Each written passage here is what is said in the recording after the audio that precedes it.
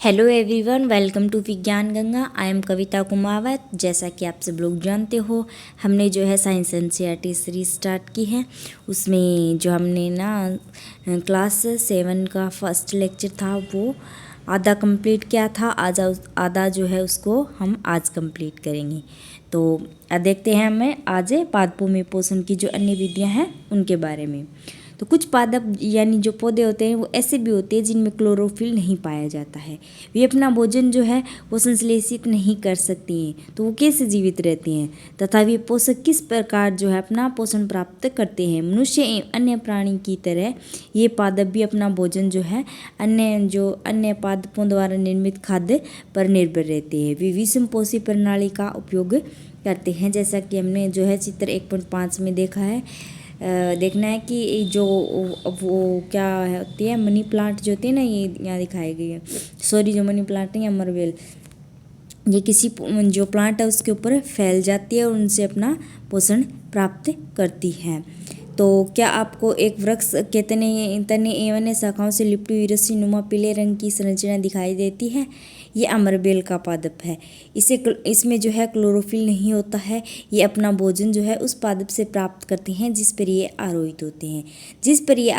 यानी जिस पर ये चढ़ जाते हैं वह पादप परपोषी कहलाता है, क्योंकि अमरबेल जैसे पादप परपोषी को अमूल्य पोषकों से वंचित करते हैं। अतः ये परजीवी इन्हें जो है परजीवी कहते हैं। क्या हम अन्य जंतु जो है वो भी पादपों पर परजीवी हैं? आपको इस पर विचार करना चाहिए और अपने अध्यापक से इस विषय पर जो है चर्चा करनी चाहिए। अब हमारी जो पहेली है वो जानना चाहती है कि क्या हमारा रक्त चूसने वाले जो मच्छर, खटमल, जूं एवं जोंक जैसे जीव भी परजीवी होते हैं? क्या आपने ऐसे पादपों को देखा है अथवा उनके विषय में सुना है जो जंतुओं का भक्षण करते हैं? कुछ ऐसे पादप भी हैं जो कीटों को पकड़ते हैं तथा उन्हें पचा जाते हैं। क्या ये विषमयकारी नहीं है? ऐसे पौधे हरे या अन्य किसी रंग के भी हो सकते हैं, जैसा कि हमें चित्र 1.6 में दिखाया गया है। इसमें जो है घड़े यानी गट के समान दिखाई देने वाली संरचना वास्तव में जो क्या है, पत्ती का रूपांतरित भाग है।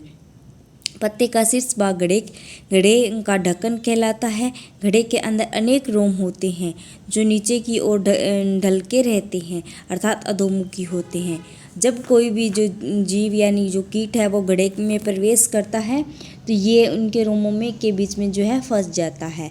घड़े में उपस्थित जो पाचक रस है वो इन कीटों को क्या कर देते हैं, पचा देते हैं, जिससे इन कीटों का भक्षण करने के कारण इन जो पादपों को हम क्या कहते हैं, कीटभक्षी पादप कहते हैं।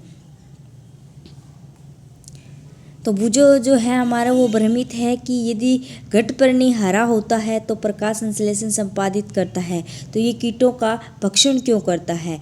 क्या ये संभव है कि इस प्रकार के पादपों को मर्दा से भी सभी जो पोषक है वो नहीं मिल पाते हैं जिनकी इन्हें आवश्यकता होती है? अब हम पढ़ेंगे मर्तजीवी के बारे में कि मर्तजीवी क्या होते हैं। आपने जो है बाजार में छत्रक यानी मशरूम बिकते देखे होंगे। वर्षा के दिनों में जो है वृक्षों की सड़ी गली टूटी टहनियाँ अथवा तनों या छाल या पर जो है छाते के समान संरचना के गुच्छे भी आपने देखे होंगे। आइए देखें कि जीवन यापन हेतु इन्हें किस प्रकार के पोषकों की आवश्यकता होती है और वे उन्हें कहाँ से प्राप्त करते हैं।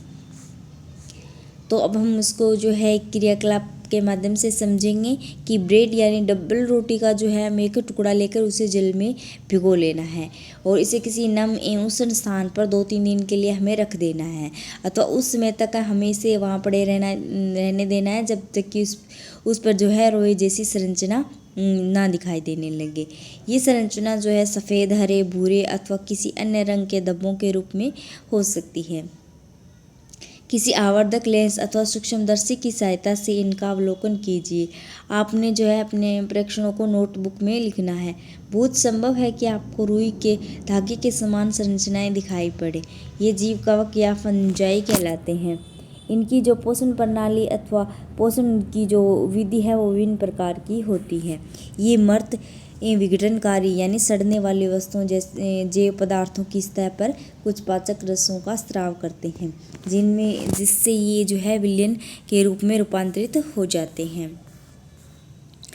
तत्पश्चात वे इस विलयन का जो है भोजन के रूप में अवशोषण करते हैं। इस प्रकार की जो पोषण प्रणाली है जिसमें जीव किसी मर्त विघटित जो जैविक पदार्थ हैं उनसे पोषक तत्व प्राप्त करते हैं तो इसे मर्तजीवी पोषण प्रणाली कहते हैं। मर्तजीवी पोषण प्रणाली का उपयोग करने वाले जो पौधे यानी मर्तजीवी कहलाते हैं। कवक यानी फंजाई अचार, चमड़े, कपड़े एवं अन्य पदार्थों पर उगते हैं।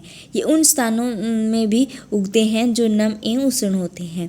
कवकों की वृद्धि के लिए वर्षा ऋतु सबसे अधिक जो है अच्छी परिस्थिति प्रदान करती है। इसी कारण वर्षा ऋतु के दौरान जो है अनेक वस्तुएं कवकों की वृद्धि के कारण नष्ट अथवा अनुपयोगी हो जाती है।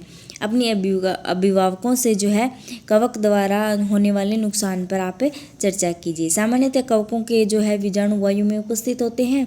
जब वे किसी भी जैव पदार्थ अथवा उत्पाद पर बैठते हैं जो कि नम एवं उष्ण हो तो वे अंकुरित होकर नए कवकों को जन्म देते हैं। क्या अब आप बता सकते हैं कि हम अपनी वस्तुओं को कवकों द्वारा खराब होने से किस प्रकार बचा सकते हैं? तो कुछ जीव एक दूसरे के साथ रहते हैं तथा अपना जो आवास एवं पोषण जो है पोषक जो तत्व है वो एक दूसरे से बांटते हैं, जिसे हम क्या कहते हैं? सहजीवी संबंध कहते हैं। उदाहरण के लिए कुछ कवक जो है वृक्षों की जड़ों में रहते हैं। वृक्ष कवकों को पोषण प्रदान करते हैं, बदले में उन्हें जल एवं पोषकों के अवशोषण में सहायता मिलती है। वृक्ष के लिए इस संबंध का विशेष महत्व है। लाइकेन कहे जाने वाले कुछ जीवों में जो भागीदार होते हैं उनमें से एक शैवाल होता है तथा दूसरा कवक। शैवाल में क्लोरोफिल उपस्थित होता है जबकि कवक में क्लोरोफिल नहीं होता है। कवक शैवाल को रहने के लिए स्थान यानी आवास प्रदान करता है, जल एवं पोषक तत्व उपलब्ध कराता है तथा बदले में शैवाल प्रकाश संश्लेषण द्वारा संश्लेषित जो खाद्य है वो कवक को देता है। मृदा में जो है पोषकों की पुनः पूर्ति किस प्रकार होती है? अब हम देखेंगे कि जो मृदा में जो है पोषक पदार्थों की पूर्ति जो पुनः है वो किस प्रकार होती है। क्या आपने किसानों को अपने खेतों में अथवा माली को बगीचों के लोन एवं गमलों में खाद अथवा उर्वरक डालते हुए देखा है? क्या आप जानते हैं कि वे उन्हें जो है मृदा में क्यों मिलाते हैं? आप पढ़ चुके हैं कि पादप मृदा में जो है खनिज पोषक तत्व अवशोषित करते हैं, अतः मृदा में इनकी मात्रा लगातार कम होती जाती है। उर्वरक एवं खाद में नाइट्रोजन, पोटेशियम, फास्फोरस जैसे पादप पोषक होते हैं। पादप द्वारा लगातार उपयोग किए जाने के कारण मृदा में इनकी मात्रा जो है वो धीरे धीरे कम होती जाती है। इसलिए मृदा को इन पोषक तत्वों से समृद्ध करने के लिए भूमि में उर्वरक तथा खाद मिलाने की आवश्यकता होती है। यदि हमें पादप के पोषण की आवश्यकता के बारे में ज्ञान हो तो हम न केवल पादपों को उगा सकते हैं बल्कि उन्हें स्वस्थ भी रख सकते हैं। पादपों को प्रोटीन बनाने के लिए सामान्यतः नाइट्रोजन की अधिक आवश्यकता होती है। फसल कटाई के बाद जो मृदा में नाइट्रोजन की कमी हो जाती है, क्योंकि वायु में नाइट्रोजन गैस प्रचुर मात्रा में उपलब्ध होती है, परंतु पादप इनका उपयोग उस प्रकार करने में असमर्थ होते हैं जैसे वे कार्बन डाइऑक्साइड का उपयोग करते हैं। पौधे नाइट्रोजन को विलय के रूप में ही अवशोषित कर सकते हैं। कुछ जीवाणु जो राइजोबियम कहलाते हैं वायुमंडलीय नाइट्रोजन को विलयन पदार्थों में परिवर्तित कर देते हैं, परंतु राइजोबियम जो है अपना भोजन स्वयं नहीं बना सकते। ये जो है चना, मटर, मूंग, सेम तथा अन्य फलीदार जो पादप है उनकी जड़ों में रहते हैं तथा उन्हें नाइट्रोजन की आपूर्ति कराते हैं। अधिकतर दालें फलीदार पादपों से ही प्राप्त होती हैं। इसके बदले में जो पादप है वो राइजोबियम जीवाणु को आवास एवं खाद्य प्रदान करता है। उनमें सहजीवी संबंध होता है। इस संबंध का किसानों के लिए विशेष महत्व होता है। दालों की फसलों के लिए उन्हें मृदा एवं नाइट्रोजनी उर्वरक देने की आवश्यकता नहीं पड़ती। यही नहीं दाल की फसल उगाने के बाद जो है अगली फसल के लिए भी सामान्यतः उर्वरकों की आवश्यकता नहीं होती। इस अध्याय में जो है आपने पढ़ा कि जो अधिकतर पादप है वो क्या होते हैं? स्वपोषी होते हैं। केवल बहुत कम पादप ही जो है अन्य पोषण प्रणाली अपनाते हैं, जैसे कि परजीवी एवं मर्दजीवी।